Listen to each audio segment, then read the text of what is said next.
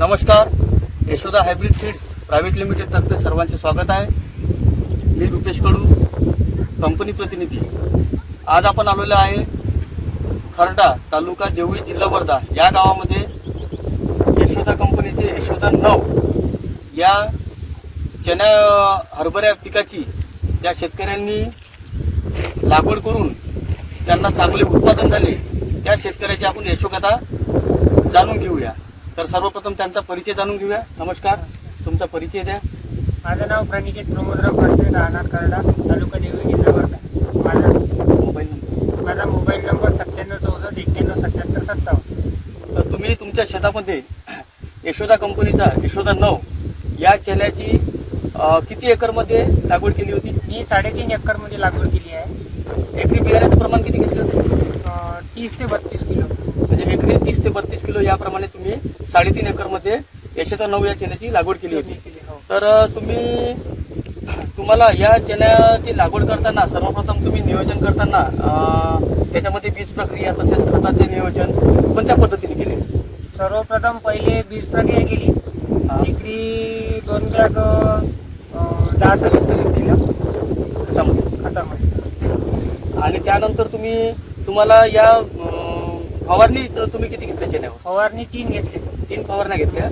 आणि तुम्ही तुमच्या शेतामध्ये आता आपण हल्ली इथं शेतामध्ये आपण पाहत आहोत, तर मला असं दिसत आहे की तुम्ही 3.5 एकरमध्ये तुम्हाला 70 ते 72 कट्टे आपण मोजले आता नुकतेच. तर 70 ते 72 म्हणजे ॲव्हरेज जर पकडला झाला तर 14 क्विंटलचा एकरी ॲव्हरेज तुम्हाला लागलेला आहे.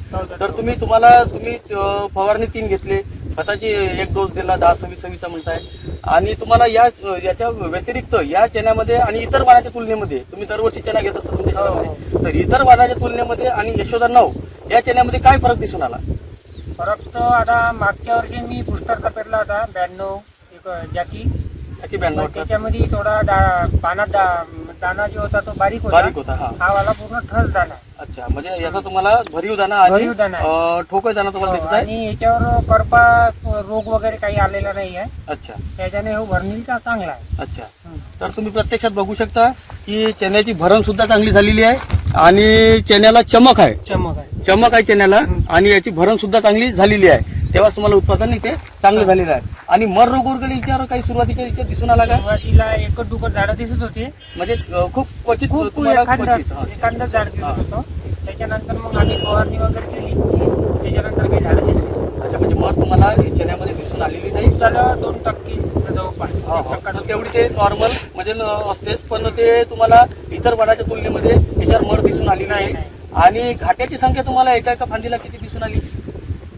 जवळपास 8-10 जवळपास. म्हणजे 10च्या घाट्याची सिरीज तुम्हाला एका फांदीला दिसून आली.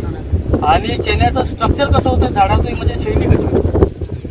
झाडाचं शैली म्हणजे याचा घेराव होता पूर्ण. अच्छा, घेरदार झाड होतं आहे ना? म्हणजे एका झाडापासून जवळपास चांगली अशी जवळपास 2-2.5 फुटाची जागा घेत होतं. तर तुम्ही समाधानी आहे. बरं, एका घाटीमध्ये तुम्हाला किती दाण्याचे प्रमाण दिसून आले यशोदा 9 मध्ये? 2-1. अच्छा, 2 दाण्याचे प्रमाण तुम्हाला जास्त दिसून आले एका दाण्यामध्ये. आणि यावर्षी तुम्ही दुसरा कोणत्या कंपनीचा चणा पेरला होता का तुमच्या शेतामध्ये? हाच पेरला होता. बरं, मागच्या वर्षीच्या तुलनेमध्ये आणि या वर्षीच्या तुलनेमध्ये तुम्हाला उत्पादनात किती टक्के फरक दिसून आला? 30 ते 40%. 30 ते 40% तुम्हाला म्हणजे जास्त उत्पादन झालं. तर तुम्ही यशोदा 9 या चणा लागवड केलं, समाधानी उत्पादन? समाधानी. तर आपण प्रणिकेत भाऊ यांच्याकडून आता जाणून घेतलं की त्यांना चांगले उत्पादन मागील वर्षाच्या तुलनेमध्ये 30 ते 40% उत्पादन त्यांना हरभऱ्याचे देखील झालेले आहे. तर त्यांचे आपण अभिनंदन करूया. तसेच